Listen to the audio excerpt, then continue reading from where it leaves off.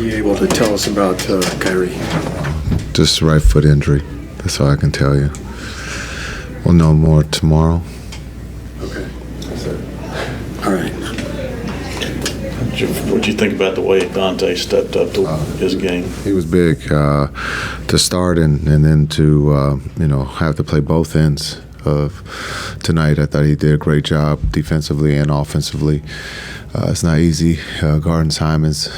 He's one of the best in the league in putting the ball in the basket. So, but I thought just playing off of Luka and Kai, and then we lose Kai, and now it's just Luka and Dante out there. I thought Dante did a really good job of attacking on the double teams and getting to the rim. And then I thought one of the big plays was down the stretch where Luka found him on the roll, and he throws out to Derrick Jones Jr. for the three. It was, that was really a nice play.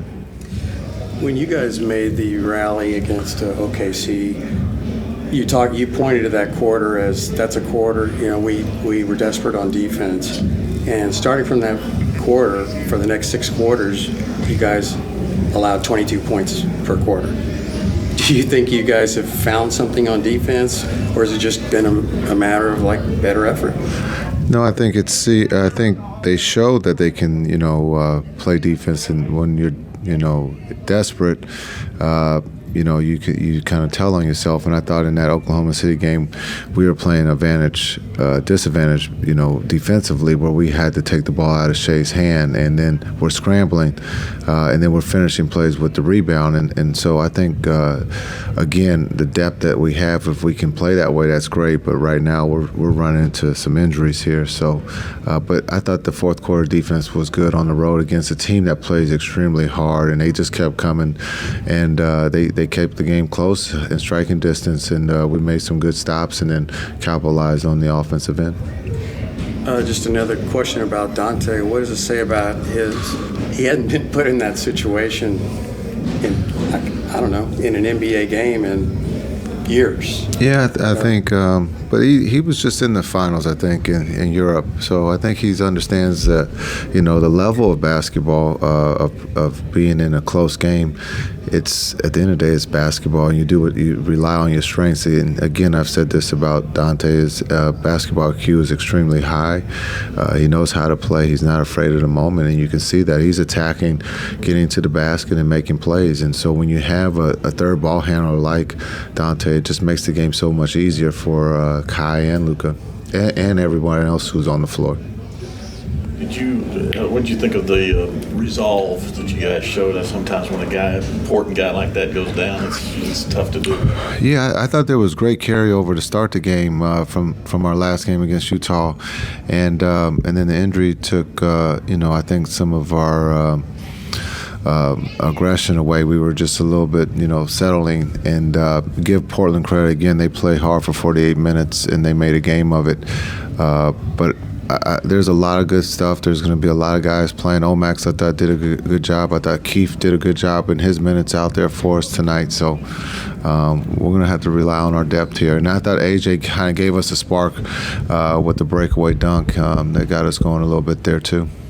The offense mixed some things up in the fourth quarter with Derek Lively and ball screening actions like the stack pick and roll. He's still getting adjusted to the NBA. What are your thoughts on how he's kind of handled those different screening actions when you add some extra layers to it? Yeah, I think Derek's done a great job of understanding what he has to do, being able to roll or understand if there's a channel 5, if someone's trapping Luka or the ball handler, just to be able to understand. So he's been a great receiver of running his routes, and we ran a play and he got the lob. He understands when he rolls that there's an opportunity for him to score, and he does it with force. He has great hands, and Luka trusts him. So I think he's done a great job of being able to read the different things that are taking place after the screen when he sets the screen. Yeah, it seemed he opened some things up with rescreens when they kind of went with Jabari Walker in the fourth quarter. What did you see from Lively with rescreening and opening things up like that? Yeah, they did a lot of things. They trapped Luka right off the first play of the game, and it just showed that Lively was paying attention to what we thought was coming, and he benefited from it. So I think it's just, again, his IQ is his awareness of seeing what's taking place with Luka or Kai when they're being double teamed. Also, to be, with the rescreening, to be able to flip the screen. He understands what Luka wants, and they have a great partnership that's developing right, on the fly. One more question, I apologize, but Blazers TV supposedly said that Kyrie was taken out of the arena, and I didn't hear that from anywhere else, but it sparked all this stuff on the internet. To your knowledge, did Kyrie, has he been here the whole time? Yeah. Okay. Well, when something like that is said on TV, it just goes crazy. I don't know why they would say something like that if that wasn't the case. So, he stayed in the arena. All reporting is not all factual, is it? Or should we all believe it? We got to check on some kind of. I'm not here to interview you, but I think he hasn't left the building. He's still here. That's what I wanted to check. Okay. Thank you. Cool. So I asked Jason about the fact that probably it's been several years in an NBA game where you were in a position where you were asked to score a lot of points.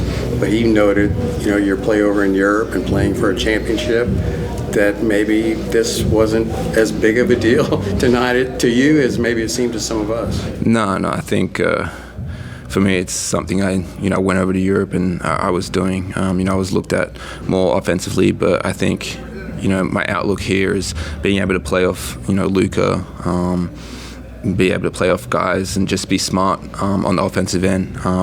And tonight I think I did that well and was able to create for myself. Getting into lane is what I do, and when they're all looking at Luka, I can just go past my guys. So that's what I try and do. Well, how did it feel to have a big offensive night?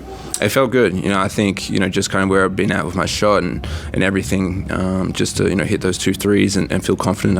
I think everyone's been saying keep shooting. There was a couple I should have shot and they were telling me to shoot it. So it's been something I've been working on for ever since last game, and I'll continue to keep working on so I can be that offensive threat from the 3. What's the feeling around the team when Kai goes down and you kind of have to regroup a little bit through something like that? Yeah, I think one of the biggest things with our team is the next man up mentality. You see that right now. Me as an example. We have Grant down, we have Josh down, Maxi down. Guys being able to step up. So hopefully he's not out for too long. But we have a deep roster that are willing and ready to step up. There were times often you guarded some of the toughest assignments today.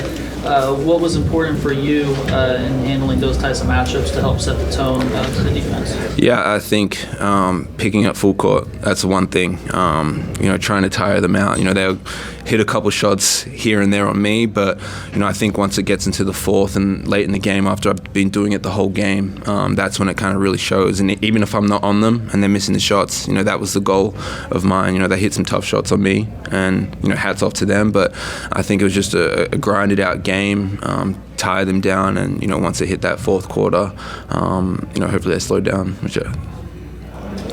Appreciate it. Thanks.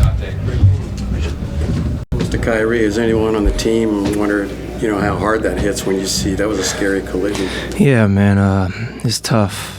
But, we got to have his back, next man mentality. That's what he would want. And I'm glad we came out with the victory. Were you able to visit with him after? Oh, yeah, of course. He was right there waiting for us at the door when we came in. Okay. Yeah, he was good. Great spirits. Just happy that he's okay. When we got in the locker room, we all saw on social media how it looked on the picture. So it obviously didn't look too good. So hopefully have him back soon. What do you think about the way you guys responded after something like that happens? It's not always easy. Yeah, it's kind of hard, especially the opposing team seeing that, and gives them life, a little bit, which sucks, was part of the game. And I think we took their best punch when they cut the lead, I guess, to 2 or something like that. And happy that we still have 77 on our side. Come down there, weather the storm with his decision making, and Dante Exum obviously, having an incredible game, and the bigs just doing their job, rolling, rebounding. So it was all a team effort. Say 10 and 0 and 2 also had their share of this. Yeah, we did. It was great. I haven't played this many minutes, I guess, since probably beginning of last year or something like that. 36 minutes. So I felt good to be out there for that long and help carry the team with the win. How helpful is it to have like another bigger guard like Dante alongside Luka? Like, what kind of challenges does that pose to the opposing team?